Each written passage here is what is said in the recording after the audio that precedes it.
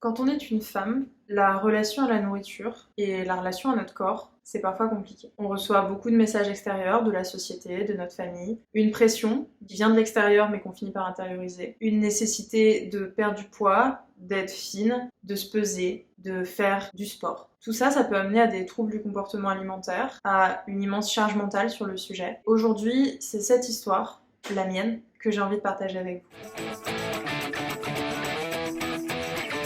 Bonjour à tous et toutes. Oui, si vous êtes attentifs, je suis habillée comme dans la dernière vidéo parce que je la tourne le même jour. Je me suis dit que à revenir sur YouTube, autant être sûre à fond de le faire. Je voulais donc, comme je le disais dans l'introduction, aujourd'hui vous parler de mon rapport à la nourriture sur ma vie parce que mine de rien, depuis que cette chaîne existe, on parle de relation à la nourriture, mais je ne vous ai jamais fait un déroulé de mon rapport à la nourriture, mon rapport à mon corps. C'est ce que j'avais envie de faire aujourd'hui. J'espère que ça vous apportera, j'espère que vous vous reconnaîtrez. Je vais essayer d'être la plus complète possible en évitant de trop partir dans tous les sens. Si vous voulez qu'on échange là-dessus, c'est vraiment avec grand plaisir. Peut-être que vous arriverez à vous situer par rapport à mon parcours moi, où est-ce que vous en êtes, même si on n'aura pas le même parcours. Là, c'est vraiment l'objectif, que vous me connaissiez mieux si c'est une envie que vous avez, et que vous puissiez faire ressortir des choses de mon parcours. Ce qui m'importe, c'est de vous raconter ma vie et que ça vous soit utile, que ça vous apporte. Donc j'espère vraiment que ce sera le cas dans cette vidéo. Dans un ordre chronologique, je pense que c'est intéressant de commencer tout d'abord par quand j'étais enfant et aussi par ma famille. Quand j'étais enfant, je suis née, j'étais déjà un beau bébé, je faisais 4 kilos. Et j'ai toujours été grande, plus grande que la plupart des enfants de mon âge, de 1 à 2 têtes de plus. J'ai toujours eu des os plutôt, gros, je sais pas si on peut dire des gros os, enfin j'ai une certaine ossature, j'ai toujours été carrée des épaules, j'étais déjà un beau bébé et j'ai jamais été une petite fille filiforme, ça, jamais. Au niveau de ma famille, il y a pas mal de personnes dans ma famille qui ont des problèmes avec la nourriture, enfin, je sais pas si on peut dire vraiment des problèmes, mais en tout cas, la nourriture dans ma famille, que ce soit mes parents ou la famille notamment du côté de mon père, la nourriture, ça a toujours été un sujet. Toujours. Ça a jamais été très simple. Mon père ayant eu lui-même des problèmes dans sa relation à la nourriture et des problèmes de poids, je pense que j'ai toujours ressenti en filigrane un petit peu ce truc de fais attention. Mon père m'a déjà dit qu'il avait très peur que je devienne obèse quand j'étais petite, donc voilà, je me doute qu'il y a eu des petits trucs un peu sous-jacent. Ça n'avait pas vocation du tout à m'enfermer ou à me contraindre ou quoi que ce soit, mais voilà, vous savez, les petits messages un peu subliminaux comme ça reste, surtout quand on est enfant. Ça a des conséquences. Suite à ça, donc là je vais vous parler un peu plus de l'école, donc tout ce qui est harcèlement scolaire. J'ai subi du harcèlement scolaire. Je n'osais pas le dire, mais ma psy avait dit que j'avais le droit de le dire, donc voilà, j'ai subi du harcèlement scolaire, qui se portait notamment sur mon physique, déjà parce que, comme je vous disais, je faisais 1,5 tête de plus que les autres enfants. Quand je regarde les photos, évidemment, j'étais pas grosse, mais les enfants, ils voient quelqu'un qui est une fille surtout qui est grande, qui est plutôt carrée d'épaule, enfin sûr qu'à côté, mes amies elles étaient toutes petites, toutes fines, toutes menues. Ouais, c'était pas mon cas, donc forcément il y a une différence. En plus je m'habillais pas bien à l'époque parce que je m'en foutais un peu et ma maman aussi s'en foutait un peu, donc du coup j'étais un peu habillée avec les fringues qui passaient et je pense que ça a pas aidé non plus. J'étais assez facilement exclue, il y avait une histoire de maturité aussi. Je pense très objectivement que j'étais vraiment mature pour mon âge et le côté différent en fait, enfin je pense que j'apprends rien à personne, les enfants ils ont du mal avec la différence. J'ai pas fait d'études là-dessus, mais c'est vraiment mon expérience et l'expérience de plusieurs personnes autour de moi. J'étais pas habillée pareil, je réfléchissais pas de la même manière, j'étais plus grande, j'étais plus large, j'étais mis de côté. Et je pense que j'ai beaucoup mis ça sur le compte de mon apparence physique et aussi d'une certaine manière ma corpulence. Donc à l'école j'avais des amis, mais finalement j'avais quand même une impression globale d'être différente et de pas être intégrée. Tout le long de mon lycée, ça allait mieux. Toujours des petites réflexions à droite à gauche, mais je pense que je les vivais mieux. Je faisais attention à mon poids, j'avais une balance dans ma chambre quand même à 17 ans, je me pesais. Je me souviens que je faisais 67 kilos, ce qui je pense à l'époque était mon poids de forme tout simplement. Mais je me trouvais mieux à 65, donc mon objectif c'était d'aller à 65. Je me souviens que c'était pas une obsession non plus. Enfin à la cantine, je finissais les assiettes de mes copines parce que j'avais faim. Enfin il y avait pas de restriction à l'époque, je faisais attention et je faisais du sport, un petit peu de renforcement musculaire, des abdos dans ma chambre et tout. Bon. C'était à un niveau encore tout à fait classique et acceptable, sans une grosse charge mentale non plus, et je le vivais pas trop mal, même si effectivement, s'il y a des matins je me levais et que je faisais 67,5, j'allais un peu moins manger dans la journée, le lendemain je faisais 67 piles et je remangeais un peu sans me prendre la tête, enfin, on sentait des prémices, mais ça aurait pu en rester là. Là où vraiment je pense que ça a un peu basculé, c'est pas vraiment à la fac, c'est plutôt pendant mon année d'Erasmus. Déjà l'été avant mon Erasmus, j'avais mon permis, donc j'allais voir plein de gens l'été, j'avais des vacances assez longues parce que j'étais à la fac, et je sentais que voilà, la nourriture c'était vraiment pas du tout une priorité, je faisais plein d'autres choses qui me nourrissaient, mais je pense que j'en profitais un peu pour manger le moins possible. Parce qu'il y avait quand même toujours cette idée que moins tu manges, mieux c'est. Donc je faisais plein de choses qui me nourrissaient l'esprit, mais voilà, je me souviens un peu comment je m'alimentais. Le matin, ça devait être genre 2 tartines de Nutella, le midi, un vrai repas, et le soir, je crois que je mangeais juste des fruits, ou bon, après il faisait chaud, tout ça. Il n'y avait pas d'inquiétude à avoir, mais c'est vrai que j'avais commencé à perdre du poids à ce moment-là. À la fin de l'été 2014, je pense que je devais être aux alentours de 65 kilos. Donc je vous dis, moi, je pense que mon poids de forme c'est 67, et je me trouvais mieux à 65.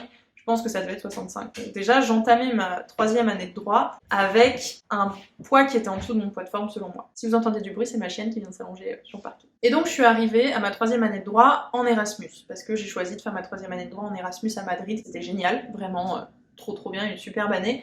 Mais je pense que c'est là que ma relation à la nourriture est vraiment partie dans tous les sens. L'Erasmus c'est génial, je le conseille vraiment à tout le monde, mais c'est vrai que ça fait travailler pas mal de choses sur soi. Déjà c'est la première fois que j'habitais sans mes parents, dans un pays étranger, dont je connaissais pas la langue au début. Je sortais énormément, ce que je faisais très peu finalement avant. Là je sortais 3-4 fois par semaine, je pense qu'on peut le dire, le premier semestre en tout cas. Et j'ai vu que je profitais un peu de tout ce qui allait se passer pour manger le moins possible. C'est-à-dire je me souviens en Erasmus, donc je consommais beaucoup de YouTube, et je commençais à regarder beaucoup de vidéos, de documentaires, de régimes, vous savez, des trucs tellement vrais, là sur Énergie 12. Je regardais beaucoup de personnes qui ont perdu du poids. Là, il y avait de plus en plus de youtubeuses vraiment face cam comme ça, qui racontaient des choses, qui parlaient de leur perte de poids, qui parlaient de leur relation à la nourriture, comment elles s'alimentaient.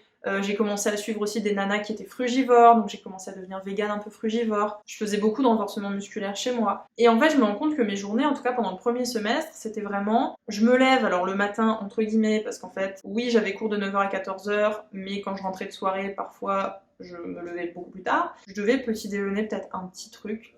Ouais, je sais même pas si je petit déjeuner en fait. Ce qui est sûr, c'est qu'avant chaque soirée, je faisais une séance de renforcement musculaire, poids du corps. Vous connaissez, je pense, hein, abdos, gainage, squat et j'en passe. Je mangeais, je pense, juste une salade saupiquet, ou alors je me souviens, je prenais en photo mes plats, c'était genre des pousses de soja avec des tomates. Clairement, je ne m'alimentais pas et je partais en soirée. Et en soirée, ce que je faisais, c'est que je buvais de l'alcool et je mangeais des chips. Vraiment, je me souviens très bien d'un ami de l'époque qui m'avait envoyé une photo un soir où je n'étais pas sortie d'un bol de chips et il m'avait dit « Tiens, regarde ton dîner !» Et en fait, factuellement, c'était exactement ce qui se passait. Donc clairement, ça commençait à être un peu n'importe quoi. Je pense que j'étais à un poids entre 63 et 65. Alors, je me trouvais super bien, je me trouvais super jolie, j'étais super bien dans mon corps. Est-ce qu'on est vraiment bien dans son corps quand on mange comme ça?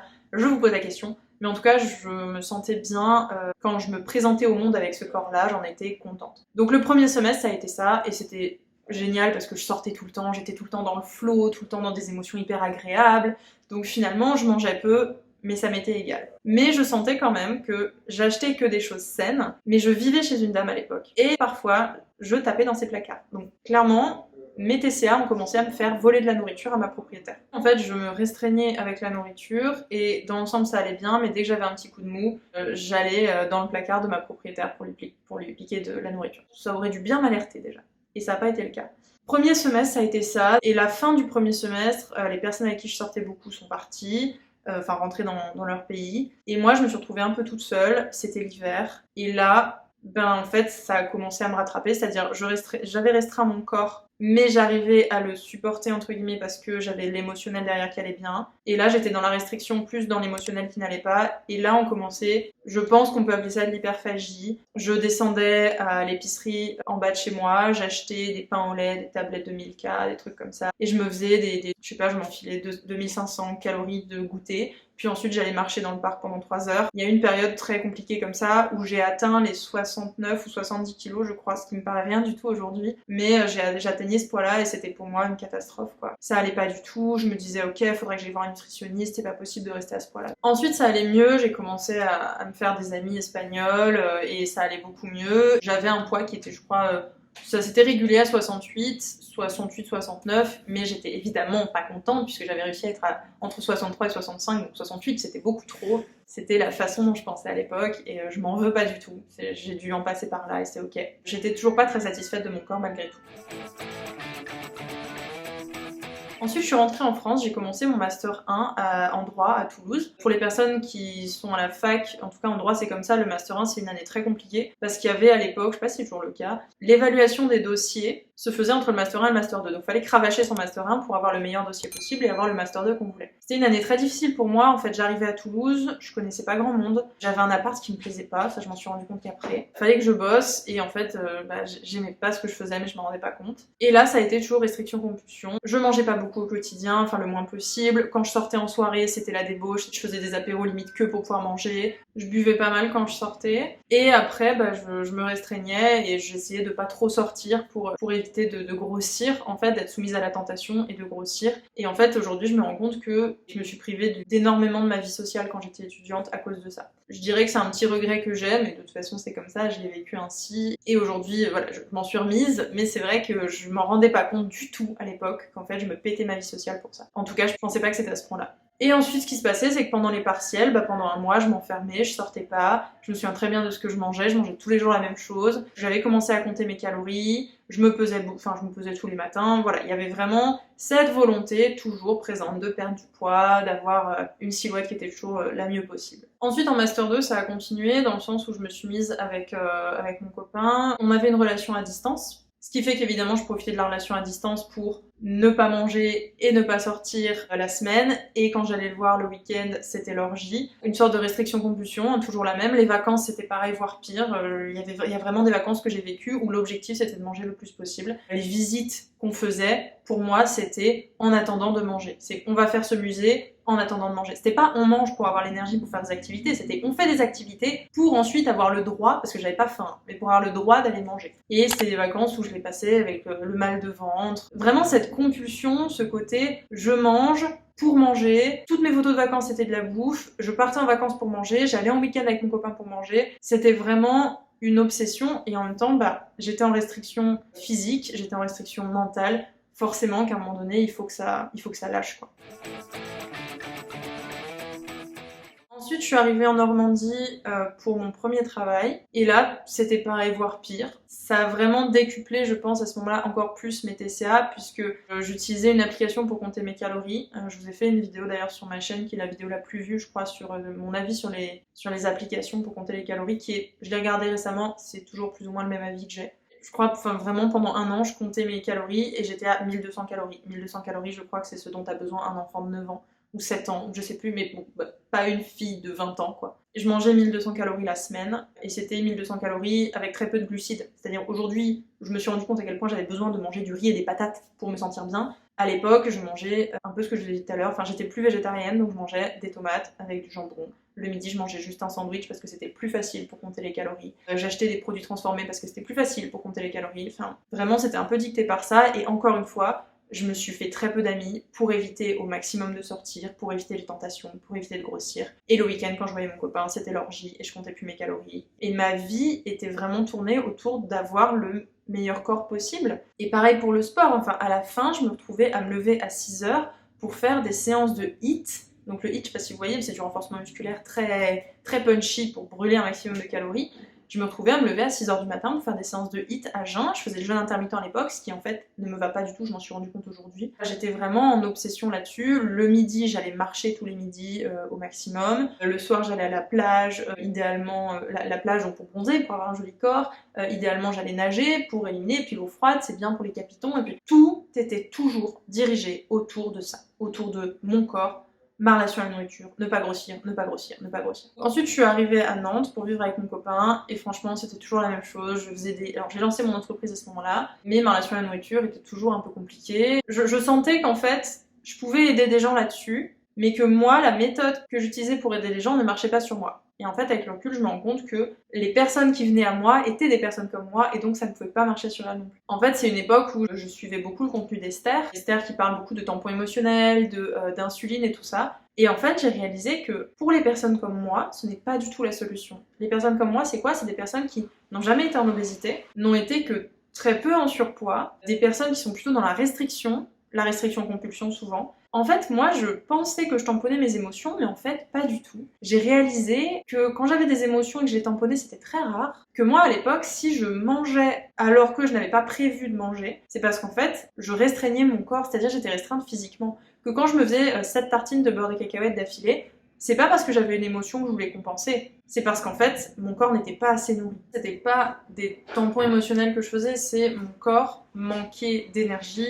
et il me poussait à en consommer en quantité très importante pour rattraper les quantités que je donnais pas avant. Et du coup, comme j'écoutais beaucoup de contenu d'Esther, qui parlait beaucoup d'insuline, de tampons émotionnels, je pensais que ça s'appliquait aussi à moi, parce que je voulais perdre du poids, et donc je suivais les conseils qu'elle prodiguait, qui n'étaient simplement pas mauvais en soi, mais pas adaptés à moi. Et à cette période-là, donc ça allait plutôt bien, ma relation avec mon chéri se passait bien, j'avais un emploi, j'avais pas vraiment d'activité sociale, donc j'avais pas de risque d'être tentée de prendre du poids. Et comme ça, j'avais réussi, je pense, à être à 65 kilos, 64-65 kilos. Et en 2019, c'est resté un peu comme ça. J'avais du mal à comprendre pourquoi ça ne marchait pas pour moi, tout ce que je mettais en place, alors que c'était scientifiquement prouvé. Et je comprenais pas pourquoi j'avais des tampons émotionnels. Et comme je vous ai dit, j'ai réalisé que c'était pas des tampons émotionnels, c'était plus des tampons physiologiques, ce que j'appelle, c'est-à-dire mon corps avait besoin de manger. Et je crois que c'est vraiment en janvier 2020 que j'en ai eu marre. Et du jour au lendemain, je saurais vraiment pas vous expliquer comment ni pourquoi, j'ai arrêté de me restreindre. Il y avait toujours de la compulsion, mais je me restreignais plus. Et je pense, avec le recul aujourd'hui, qu'en fait, c'est mon corps qui a dit stop. Et je pense que même si j'avais voulu me restreindre, je n'aurais pas pu. Et là, la restriction a commencé à s'arrêter. Mais la compulsion était toujours là, donc je grossissais. J'ai pris un programme pendant 3 mois. Programme que je ne conseille pas, mais qui m'a permis de réaliser à quel point manger, c'était essentiel pour moi, pour ma morphologie, pour la personne que je suis. Il fallait en fait que je mange beaucoup pour nourrir mon corps parce qu'il en avait besoin. C'est là où j'ai appris à manger plus, à manger une bonne quantité de glucides, à ne plus être végétarienne, parce que j'étais redevenue végétarienne, donc à ne plus être végétarienne parce que ça ne correspondait pas à mon corps, en tout cas pas de la façon dont je le faisais. Et déjà en remangeant des glucides, j'ai vu mes compulsions vers le sucre grandement diminuer, et en remangeant des protéines animales, j'ai vu mes compulsions envers le beurre de cacahuète grandement diminuer. Et c'est là où j'ai compris que tout n'était pas dans la tête, que c'était pas qu'une histoire de modèle de Brooke, d'auto-coaching, d'avoir des bonnes raisons. En fait, on a un corps, et c'est notre corps qui gagnera à la fin. Notre corps, s'il a besoin de manger, s'il est pas bien, s'il est restreint, il va nous pousser à manger. Et pour moi, la restriction-compulsion, c'est un exemple parfait de ce truc-là. Je restreins mon corps, il n'a plus assez pour fonctionner de la bonne manière, il va me faire manger derrière. Et si vous vous êtes reconnu là dans le parcours que je viens de vous présenter, dans ces histoires de je me restreins et je compulse alors qu'en fait j'ai que 3 à 7 kilos à perdre, il y a de grandes chances que vos compulsions, ce soit pas un manque de volonté, ça c'est évident, que ce soit pas juste que vous n'avez pas une assez bonne raison de perdre du poids, mais qu'en fait votre corps il a besoin de plus que ce que vous lui donnez, ou en tout cas de choses mieux pour lui et qui lui correspondent plus. Et je crois que c'est justement la considération que j'ai eue à un moment donné de me dire en fait, Marina, ton corps, il a besoin de manger, il a besoin que tu lui donnes les choses qui lui vont. Arrête de lutter. À cette époque, je devais être à, je sais même pas, 69-70 kilos. Et je me suis dit, écoute Marina, ça fait plus de 5 ans, environ 8 ans, que tu te casses les pieds avec la nourriture, que ça remplit toute ta vie, que c'est une charge mentale énorme pour toi. Viens, on arrête en fait. J'ai réalisé que ça valait pas le coup de me prendre la tête avec la nourriture. Tout ça pour 3 à 5 kilos. Toute cette charge mentale, 95% de mes pensées, toujours dirigées vers la nourriture. Qu'est-ce que je vais manger? Quel sport je vais faire pour éliminer? Ah, il y a un nouveau documentaire sur la perte de poids. Toutes ces choses-là, tout cet espace que ça prenait dans ma vie, et comme je vous disais, ma vie sociale, que ça a fait diminuer beaucoup aussi, pour 3 à 5 kilos vraiment. J'ai réalisé que ça valait pas le coup, et je me suis dit, écoute, aujourd'hui, peu importe. Tu sais que ton corps t'emmènera pas à 150 kilos parce qu'il a pas d'intérêt à le faire, mais là, faut vraiment que tu passes à autre chose dans ta vie. C'est plus possible d'être autant focalisé sur quelque chose d'aussi peu important. Et c'est en octobre 2020 que je me suis vraiment lancée dans l'alimentation intuitive. J'ai pris un petit abonnement pour m'aider, pour déposer des choses, pour en apprendre plus. Et c'est là où j'ai trouvé vraiment ma solution. Je vous en parlerai dans la prochaine vidéo. Tout mon parcours d'alimentation intuitive, ça a été énorme pour moi. Ça a été un changement de fou. C'est exactement ce dont j'avais besoin. Je vais vous raconter toutes les étapes par lesquelles je suis passée, à quel point c'était difficile, à quel point j'ai eu des moments de craquage total en termes émotionnels, à quel point envers l'image de mon corps ça a été compliqué, et surtout comment ça a fait qu'aujourd'hui je suis tellement apaisée avec tout ça. J'espère que ça vous a plu. Si vous êtes reconnu dans mon parcours, si vous avez des questions, si vous voulez que je développe certains sujets, surtout n'hésitez pas. Je voulais vous faire un grand récap pour vous montrer un peu ce que ça a donné pour moi, et surtout si vous êtes reconnu, n'hésitez pas à m'envoyer des messages. Une coach, c'est pas quelqu'un qui donne des conseils, mais je vous avoue que j'ai vu passer tellement de nanas dans ma vie et dans ma profession avec des problèmes avec la nourriture, que je pense vraiment être une personne pas trop mauvaise pour vous dire ce qui peut vous aider, et si ce qui peut vous aider c'est pas moi, je vous le dirai aussi. Voilà, merci beaucoup d'avoir regardé cette vidéo, j'espère de tout cœur qu'elle aura résonné avec certaines d'entre vous. Vraiment, si je peux vous donner qu'un seul message, c'est peut-être le moment pour vous cette vidéo, c'est peut-être le signe que vous arrêtiez de vous prendre la tête avec ça. Vous avez tellement plus à apporter au monde que votre physique et de vous prendre la tête dessus, vraiment j'en suis persuadée. Je vous retrouve dans une prochaine vidéo pour vous parler de mon parcours sur l'alimentation intuitive. Vous valez mieux que vous prendre la tête tous les jours pour 3 à 5 kilos les filles, même 7, je vous assure. Je vous embrasse très fort, j'ai hâte de vous faire également la prochaine vidéo. Merci d'avoir regardé celle-ci. Ciao ciao.